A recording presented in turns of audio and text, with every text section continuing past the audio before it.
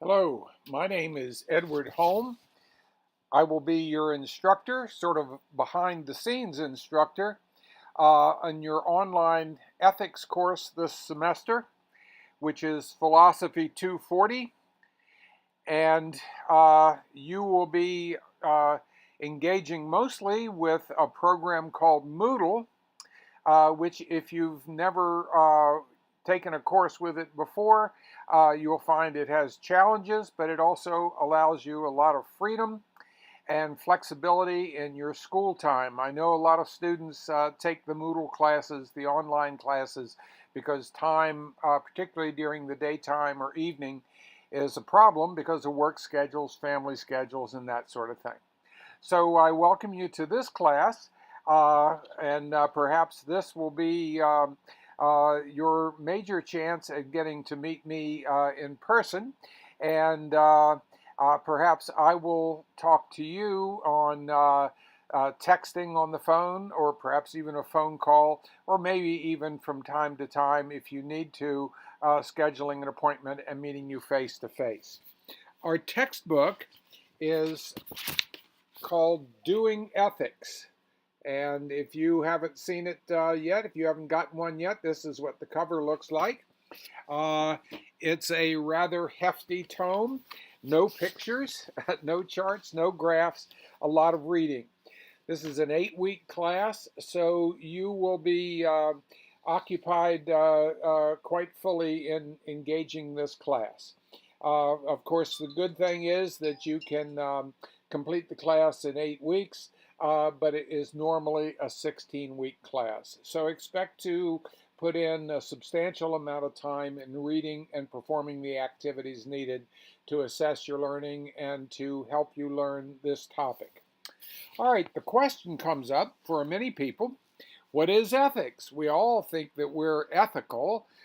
We think that somehow ethics is a matter of being good people, playing by the rules, perhaps being practical people, assessing the rightness and wrongness of a situation when we confront it. Perhaps you've engaged in some debates or arguments on Facebook or other social media where both parties think they are being ethical, and the question is, which one really is? Well, the book is called Doing Ethics, and which is a kind of a strange topic, isn't it? Doing something like you do basketball, or you do jogging, or you do creative writing, but what does it mean to do ethics? Well, ethics is also called moral philosophy. So it has something to do with the mind. It has to do with thinking about what is good and bad, what is good and perhaps better, what the difference is between right and wrong, all the ethical questions that we might have in our day-to-day life. It is the philosophical study of morality. Well, when we say morality, what do we mean? Morality has to do with beliefs, and there's a key word there, beliefs about right and wrong. These beliefs can include judgments, this is right, this is wrong, values, things I believe always to be right or always to be wrong, rules, 10 commandments, laws, principles. Might want to say more about that later, but ideas that we have founded that guide our behavior in situations unanticipated. By what principles do we guide ourselves? And theories of right and wrong based on experience, perhaps, based on the thinking of others, based on a variety of things. So what does it mean to do ethics?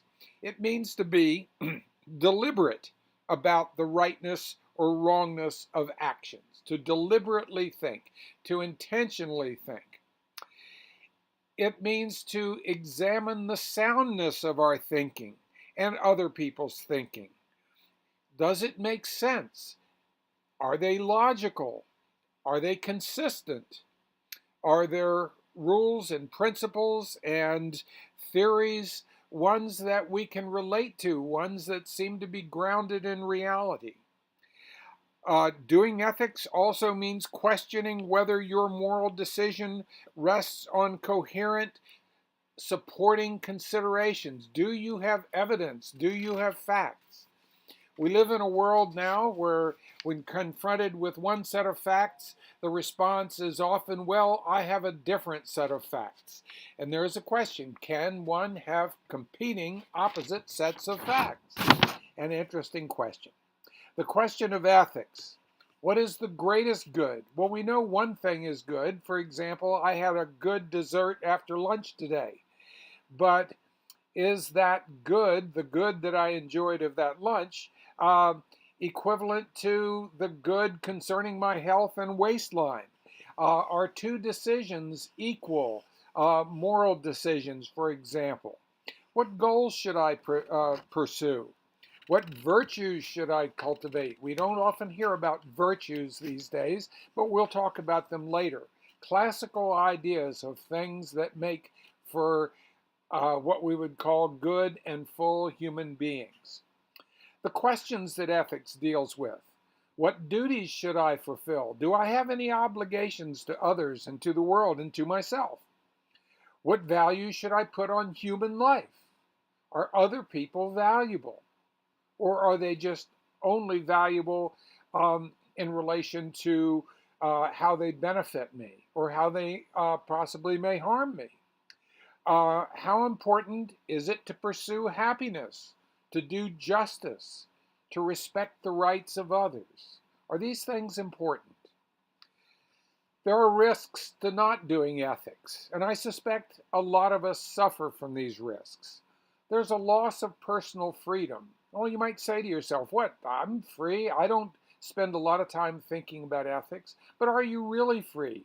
Or are you being controlled by ideas, thoughts, unexamined notions that cause you to behave or to choose in a certain way, which really, if you considered the implications, would not be the choice you would make otherwise? The risks of not doing ethics include being confused by opposing points of view that conflict and present themselves in our lives. And there's also the risk of having a stunted intellectual life, to not being as smart about the world as we might be, not being as reasonable. Well, let's look at some terms. There are three division markers of excellence, or of ethics rather, not excellence. Normative ethics. And normative ethics are the ethics of the principles and studies and theories that guide actions. The word normal, normative, what do we normally expect to do? Questions like, is happiness the greatest good? Should rightness of actions be judged by consequences? Or is the rightness of actions to be judged by other factors? There is a division of ethics called meta-ethics. Basically, the ethical processes of thinking about ethics, of studying the logical structure. What is the underlying structure? If ethics is a bridge that goes over a river or goes over a canyon of some kind, if it's this bridge, what is the structure of the bridge that allows us to go between both sides? On what grounds are moral principles justified? Is there such a thing as morals? Is there such a thing as truth? Applied ethics. Most often applied ethics means how ethics will be used in a professional or business environment. A variety of people have a variety of ethics. At one time, it was believed by some, and perhaps is even today, that the point of all business is to maximize profit regardless of cost, value, or safety of the customer. Other types of values in ethics may well be considering the customer is always right, or the customer has an obligation in our relationship with them to treat us fairly, and we have an obligation to treat them fairly. All right, the elements of ethics. The preeminence of reason. Ethics is about reason. There's a universal perspective. Are ethics, even while being reasonable, only reasonable to us, or do we have an expectation that ethics would be reasonable to others, perhaps universally, world round? And that raises questions in and of itself, because people elsewhere don't necessarily think like we do. We'll be talking about that. Certain ground rules, the elements of ethics. The principle of impartiality. Can we really hold our personal opinions and the personal opinions that we value as being no greater than those of others? Is it impartial? Are there moral norms? Are there certain things that we consider to be universal in terms of behavior, in terms of how we treat one another? We get into a question of religion and morality.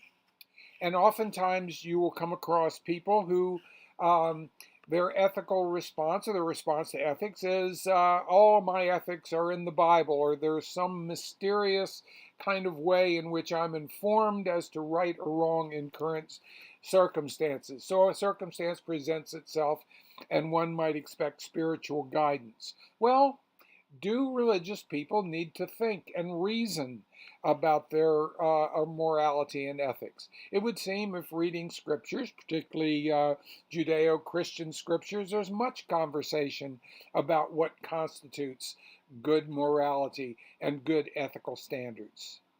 There are typical conflicts with religion, like religion of one sort, Christianity, may disagree with religions of other sorts, Hinduism or Buddhism. Even within one religion itself, such as Christianity, there is a difference between Protestants and Catholics. How can those conflicts be sorted out? Is there a way to talk about them? Are there some typical kinds of ethical conflicts in morality in religion? Sometimes believers believe very different things about the moral structure. Some people, very well intending, may be against, for example, same-sex marriage based on religious grounds, and other people based on those same religious grounds. Different interpretations or different scriptures may be proponents or adversaries.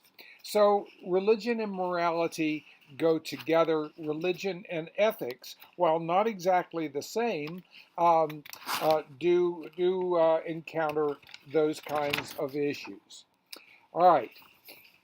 In ethics enables the possibility of discourse, how we can talk about things of which there's a difference of opinion. There are certain rules to moral discourse. One is moral positions should be explained. I believe it because I believe it and that makes it true is not a moral argument. We need to explain the foundation of our ethical thinking. Claims should be supported by reasons. Reasons should be based on logic. We should have an agreement that facts can be verified, that sources are legitimate. Reasoning should be judged by common standards. The same kind of reasoning you might use in discussing why your boss should give you a raise would be the same kind of standards we might expect to use in a religious ethical argument.